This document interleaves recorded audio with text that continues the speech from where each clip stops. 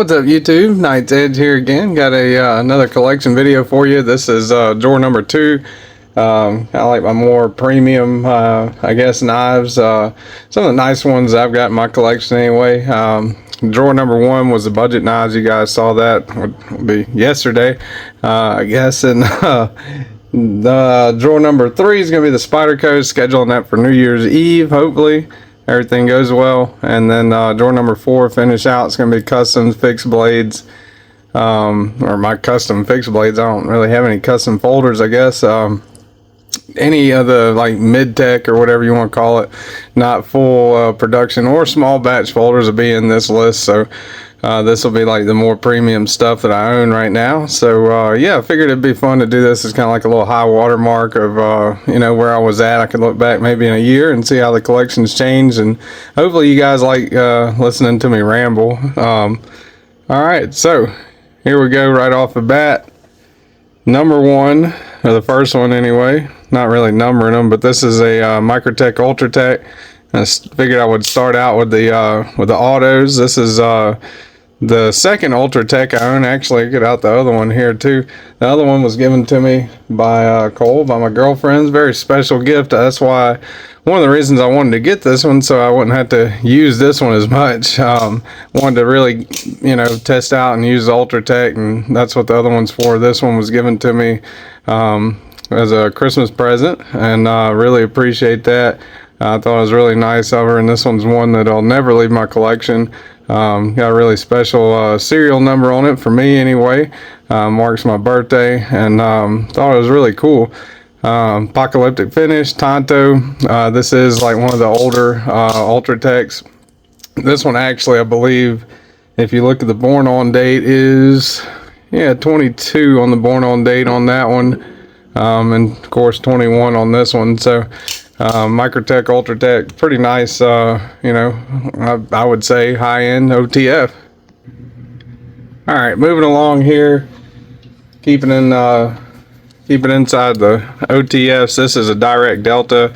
Got this one in a trade. Pretty solid knife, I think. I really like the direct Delta. I like the front switch. I think it's pretty cool. Another Microtech. Serrated on this side, and plain edge on this side. Dagger ground. This is the largest OTF in my collection right now. So really like that front switch on the direct Delta. It'd be really cool if, and I'm sure they're probably planning on it, coming out with the zero blade play for this one. You know, maybe eliminate that glass breaker. You know, not eliminate it, kind of cut it back to where it's a little bit shorter. But direct Delta. That is one of the OTF knives in my collection. All right, moving on. The last OTF in my collection. This is a UTX 70. This is a Star Wars Boba Fett Bounty Hunter edition. You can tell, you know, by the color, but 70% size of the Ultratech, the UTX 70. Pretty neat little knife. Got a little bitty glass breaker on there. Could maybe throw it on like a keychain or you know, something like that. I don't know if it'll, I don't really see a spot where you could, I mean, aside from the pocket clip, where you could put it on a keychain, as a matter of fact. But yeah, pretty neat little knife. Really cool little knife. UTX 70, 70% the size, as they say, of the Ultratech. And here is my only premium gravity knife. Actually selling this one. This is the Remet Swordfish. Pretty neat little knife. I really like it. I haven't used it a whole lot, but this one I've been trying to kind of thin the herd, I guess you could say. I really think it's cool. It's got those little wings on there. You push the button up, push the switch up, and it slides out, and then you push the switch up and it slides back in. Got a little carbon fiber inlay. Pretty nice little knife, I think. Remet Swordfish. Alright, I'm kind of trying to stack these where I can eventually have room for all of them. This is a QSP Penguin. This is the traditional pocket knives exclusive S90V hollow grind button lock QSP Penguin. This was a gift to me by Angelo, courtesy of Angelo on My Journeys Live, and really neat little knife, man. I think these go for, I don't know, around, I think they sell them for around 140, 150 bucks. Pretty solid little slicer for sure, especially with that S90V on there and the gold colored jig titanium.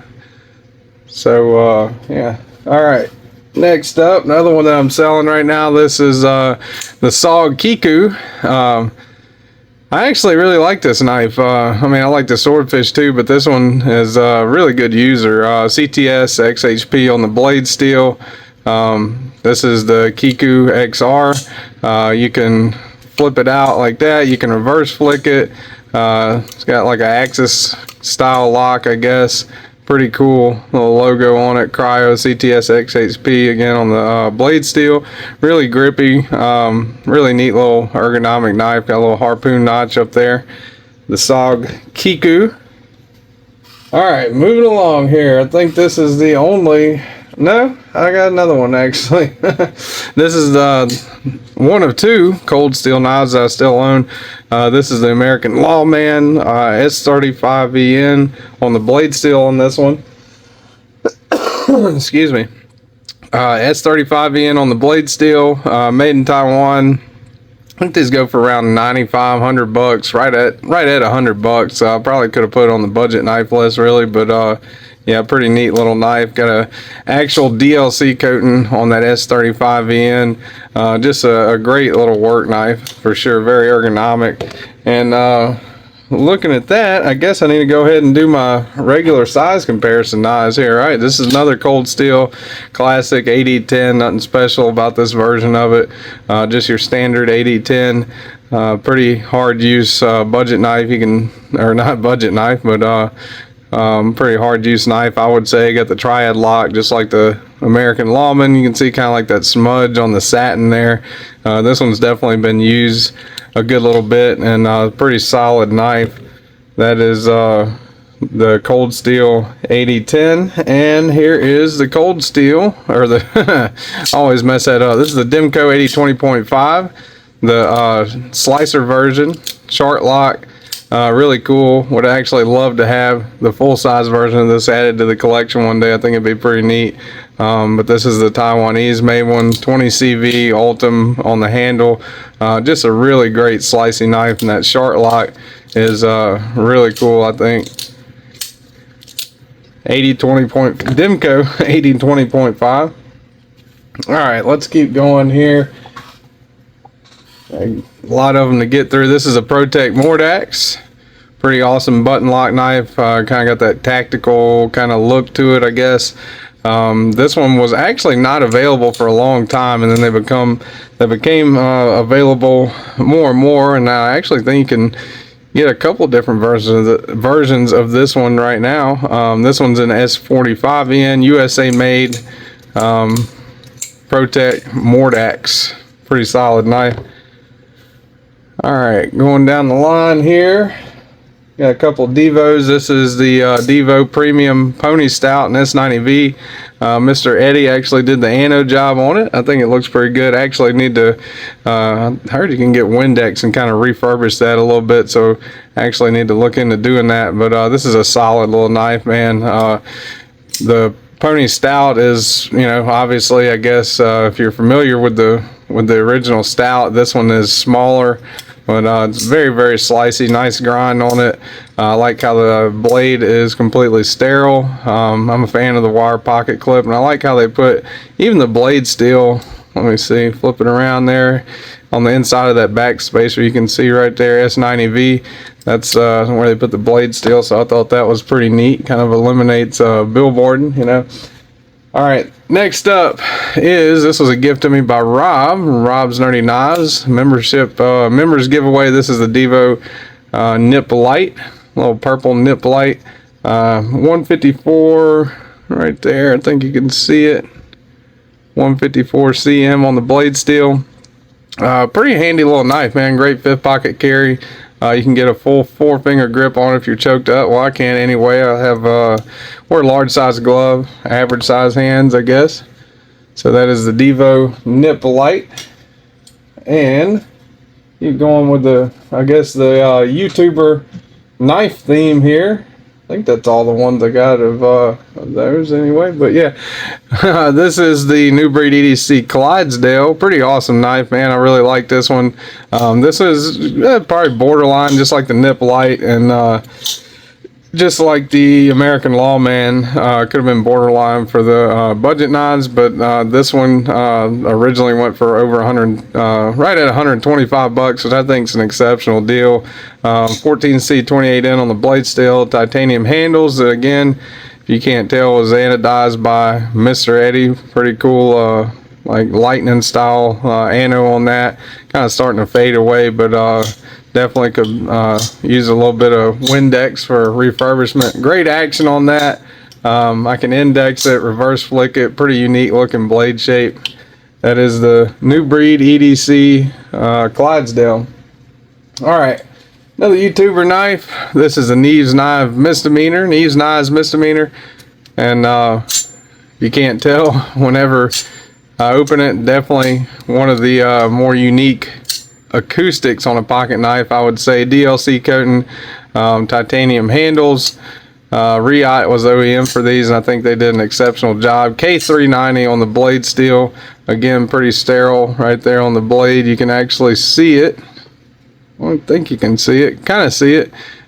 Shine it. If I get it right up close to the camera enough, right there. K390 on the inside of that black back spacer. This is a blacked out edition.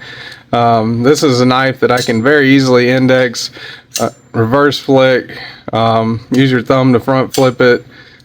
Really, really cool. KnivesKnives Misdemeanor. And that is KnivesKnives' first knife, actually. All right, going down the list here.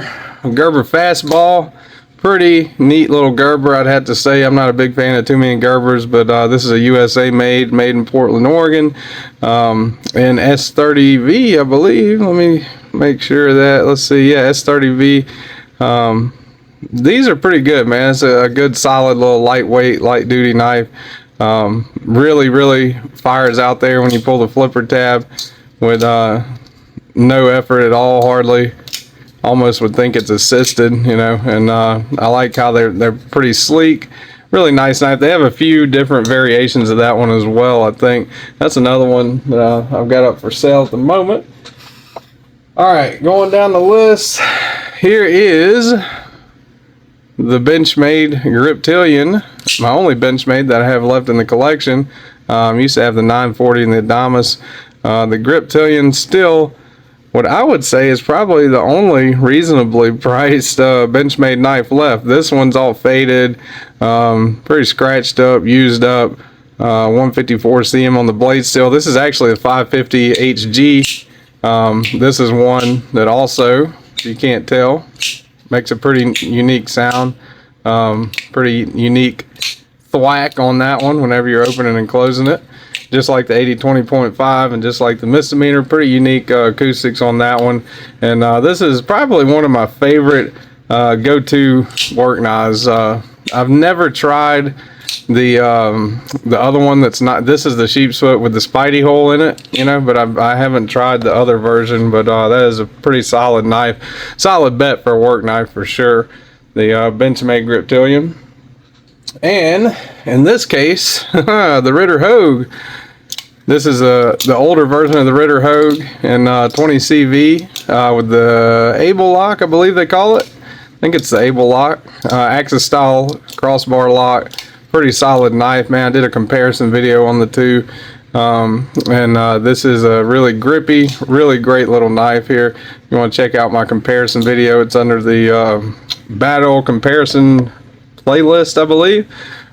USA made on that also. USA made on that also, of course. Benchmade. Let's go with another USA made Hogue. This is the Hogue Deca. All right. These are really the only complaint that I've had about the Deca, aside from my inability to disassemble and reassemble it quite as well, is the FRN scales on it. I really would have preferred if they would have kind of, it's kind of sharp. I don't know if anybody else experienced that with the Hogue Deca, but I think they could have done that FRN a little better. USA made on this one, Magna Cut on this one. I think these go for around 100. You can find them on sale for right at $100 sometimes, 100, 105. I think they normally go around 130, something like that, maybe. Definitely check pricing on that. Don't take my word for it, but yeah, definitely a solid knife right there. The Hogue Knives Deca. All right, let's keep on going. Here's a Max Ace, the only Max Ace I own anymore. This is a black mirror. This is the original one, an M390. Pretty solid knife, I think. Really a big fan of this one. Very ergonomic, 150 bucks, great price on it. You get a good solid reverse flick on it. It is a frame lock. Really just a solid slicer and a solid knife. I like the look of it too, really sleek, and they give you a nice little jump back spacer with it, milled titanium pocket clip, and a nice little pivot collar. So pretty nice touches on that one. That is the Max Ace Black Mirror. All right, now let's go from practical to totally impractical. This is one that I'm going to hold on to as long as I can. This is the Beowulf. I actually took the glass breaker off of here because I do carry this thing, believe it or not. You can take that glass breaker off with a T6. But this thing is just an overbuilt monster. Midgard's Messer makes this. I believe you can actually get them right now on White Mountain Knives. I think they are available on White Mountain Knives and maybe some other sites as well, but I was trying to reverse flick it. There we go. Super ergonomic, believe it or not, for such a large knife. This thing is just an awesome knife. I mean, it's a monster. You know, it's definitely a conversation piece. You know, if you hand it to somebody, hey, you got something I can open up this bag of chips with? Sure, here you go. There's a Beowulf. And they're like, what? This is pretty cool. CPM D2 on that blade steel. Powder metallurgy version of D2. These run for around 300 bucks, I think. Titanium handles, really nice milled pocket clip. Pretty unique looking knife, and one that I just think is ridiculous. That's why I held on to it, and that's why it's in the collection. All right, let's see here. What's next? All right, this one is probably, I think this is the last one in the drawer that's not a USA made knife. As a matter of fact, all the rest I believe are USA made. This is Chavez Knives. I forgot who the OEM is for this one. If you know, let me know down in the comments. Pretty cool knife. This is a Chavez Scapegoat. Pretty unique blade shape, I think. Really aggressive looking. I really like that Chavez logo on there. Not usually a fan of logos being on there, but you got a little M390 right there. Kind of sharp. I wish they would have contoured it, but other than that, really solid knife. I think you can reverse flick it, use the thumb studs to open it. M390 again on the blade steel, titanium handles, and that very unique Chavez skull pocket clip that people either love or hate. I really like that one. That is the Chavez Scapegoat. All right, moving on down the list here. USA made Kershaw. This is a Launch 13. This one also have up for sale. Really solid knife. Definitely a solid out the side auto. Very unique blade shape on this one. CPM 154 on the blade steel, USA made Kershaw. And this thing's just a really unique looking knife, I think. Side opening auto, you know, doesn't open if you pull it like that, hit the button, and it rockets out there, man. Almost looks to me, you know, this might be just my opinion or whatever, but it almost looks like an Isham design, you know. Pretty unique look on that one. So that is the Kershaw Launch 13. All right, we'll keep up with the Kershaws here. Get the other one out. Find it. Oh, there we go. Kershaw Bel Air, man. Solid little knife. I traded Stephen Weigel for this one. Lanyard man. He was wanting a Mannix 2. I had a Mannix 2, and it's the only time I've ever traded away one of my Spydercos. This is really solid, buttery smooth action on this Kershaw Bel Air. Aluminum handles, MagnaCut, CPM MagnaCut on the blade steel. Another USA made Kershaw. Really solid little knife right there. And I was wrong, there is one more that's not USA made. This is an Isham design. This is the I can get a close of it right there. Kizer Megatherium. Really unique design, man. Isham sure did have quite a unique design language. S35VN on the blade steel for this one. Elijah Isham, rest in peace. Really talented designer. Had a really a lot of unique design language, and I think this one is just really cool, you know. Now it is a little more practical, I would say, than the Beowulf, you know, but really just kind of an out there design that kind of spoke to me, and I thought it was pretty awesome. So that is the Kizer Megatherium. All right, moving on with this a little quicker than I thought. Let's see. This one I was actually after for quite a while. You can ask Mr. Eddie. This is the Knives Lander. This is a USA made one, Lander 1. This is a special one, 21st anniversary of opportunity. Has the last quote from the Mars rover right there on the clip. My battery's low and it's getting dark. The little Martian rover right there. The Opportunity rover. This is the 21st anniversary of opportunity, Knives Lander 1. Pretty cool looking knife. Topographic map of Mars on the handle scales, and limited edition. Pretty solid little knife, I would say, and one that I just thought was really neat. All right, and that one probably could have been the budget collection, but it stays in drawer number 2. So let's see. Moving on. Now the rest, all but the last one, are going to be USA made. So let's do some more Microtechs here. Here is the Microtech MSI. This is the one of their first Ramlock series knives. They have 3 that I know about anyway, and M390 MK on the blade steel.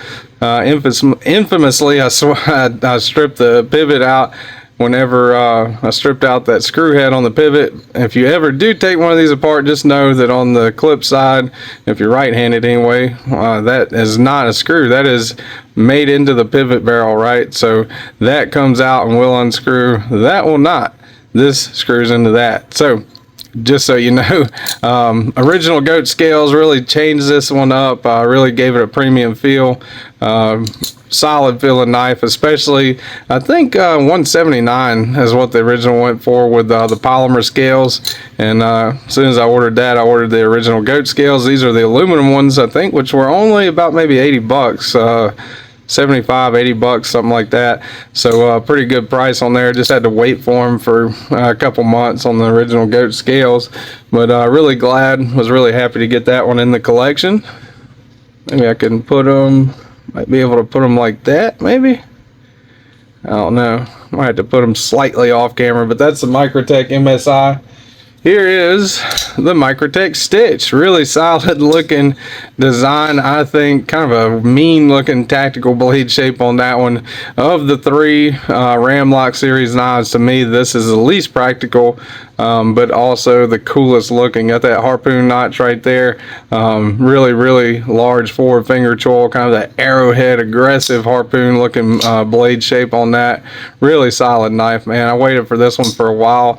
Was really happy when I found out they were coming out with a Ramlock, a manual version of the Stitch. So that's got the fluted G10 on the handle scales on that one.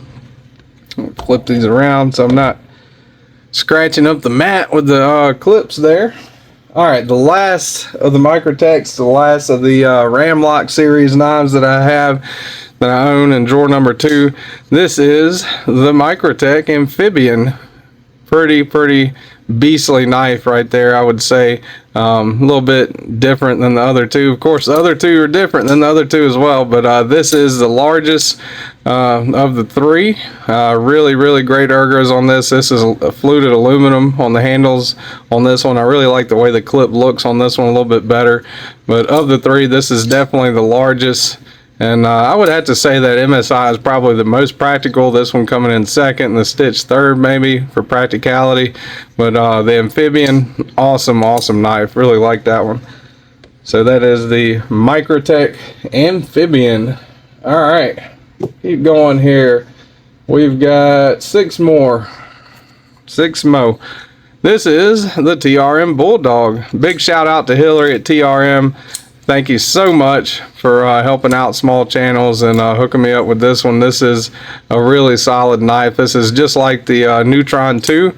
but with I think they call it a river lock, maybe, I might be wrong, but bar style, axis style lock, really great action on it, I think. Really snappy. I like the thumb hole, I guess you'd call it thumb hole, the hole right there in the blade. You can reverse flick with it, pretty nice. Great ergos on it. I usually like larger knives than this, but this one I really did like. I like the back spacer on it. Pretty good back spacer right there. I like that they included that, you know, period. Nice bronze little housing kind of for that lock.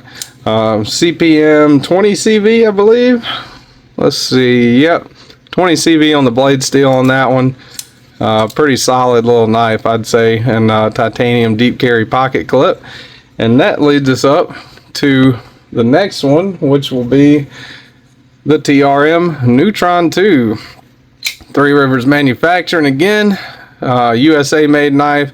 Again, Hillary, this was the first knife that a company ever sent me to keep. I was really surprised and blown away by that. I thought it was really cool. And they sent me the 80s party 80s carbon fiber, camo carbon fiber, I guess, party 80s scales. I don't know the exact name, but I think they look pretty neat, you know, kind of a neat looking pattern on there.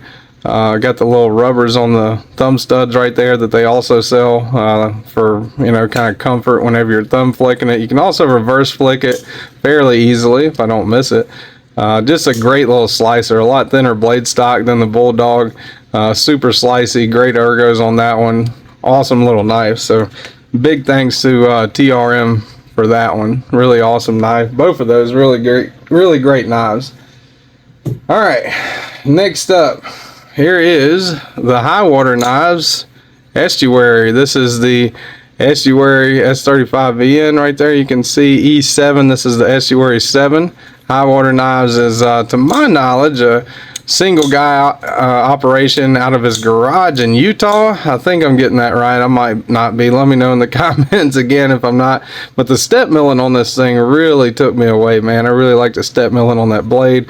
I've had people tell me this is an ugly knife. I disagree. I mean, I think it's really cool looking. Kind of got that blade higher than the handle. Weird aesthetic. Kind of reminds me of kind of like Sergey Rager vibes maybe on that, the way that that's built, or even like Spyderco maybe in a way, not necessarily the blade shape, but how the blade's higher than the handle. Really cool texturing on the handle scales, very comfortable. And again, that step milling on that blade is kind of, I can show it there, that step milling on that blade is kind of what sold me on that knife, man. Really awesome knife, button lock, great action, great cutter. The Highwater Knives Estuary. All right, three more. Here we go. Zero Tolerance. This is the only ZT I have left in the collection. I used to own the 0452, which is another awesome zero tolerance knife.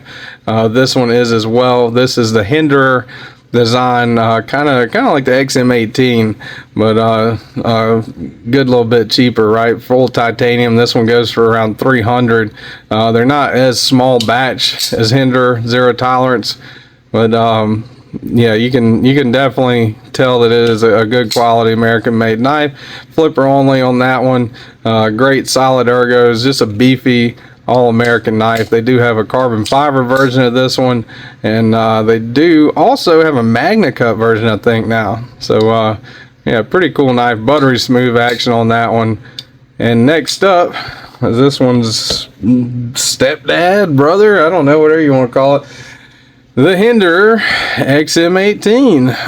Really awesome knife. I had to sell this one, not this one obviously, but I had to sell the buoy shaped one. Was my first Hinderer that I had. This is the first review I ever did on the channel. I had to sell it very shortly after to pay some bills, and I was very happy to be in a position to get this one back. Small batch, USA made. They are more readily available now than they ever have been, but a couple years ago these were a lot harder to get than they are now. So really awesome, and you can love Hinderer, hate them, whatever. I'm a fan of these. Every XM18 I've held, I've liked the ergos on it. You can feel the quality on it, and really does have some nice little touches there. I like the bronze anode.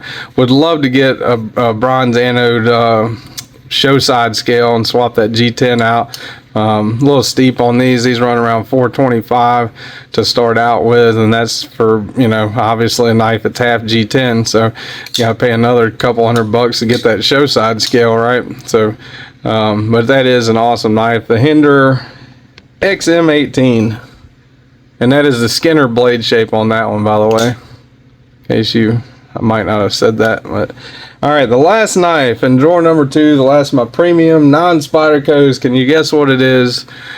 This is a very recent acquisition. I guess acquisition sounds fancy, but this is a knife that I never thought I would own. This is a Grimsmo Norseman. I guess you could call it, what, mid-tech? They're definitely not production. I wouldn't call it a production knife.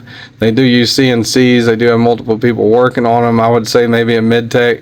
Not every piece is made by hand, so kind of a mid-tech knife, I suppose. But yeah, really unique. People either love it or hate it. The blade shape, definitely a few nicknames for that blade shape, but that Norseman is really awesome in my opinion. It's one, since I started watching knife content, I always kind of, you know, wanted one, and I was really happy to get a deal on this one from Mr. Eddie. So really big shout out to him. Thanks to him for hooking me up with this one, and was very happy to finally get this one added into the collection. Again, a knife I never thought I would have.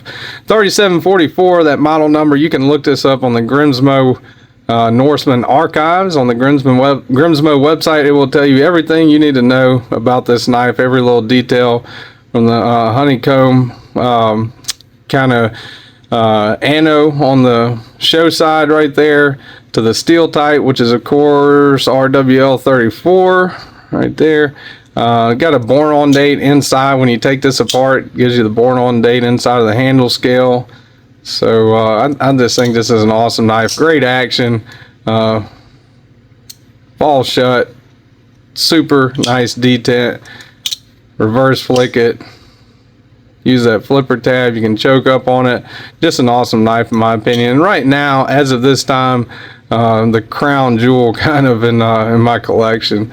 So yeah, I really like that one, the Grimsmo Norseman. All right, so hopefully you guys enjoyed listening to me ramble on, and I hope you guys tune into the next one. And the next one will be Spyderco. That'll be New Year's Eve. I'm gonna have the Spyderco video out, and yeah, hopefully we can look back this time next year. I know some of these will probably have changed. If anybody's interested in any of the ones I said were for sale, definitely hit me up. Thank you guys for watching. Appreciate all my Patreons, all my members, channel members, subscribers. You guys keep me going. Hit the like button if you like the content. Subscribe if you want more of it. This has been a lot of fun doing. I will see you guys on the next one.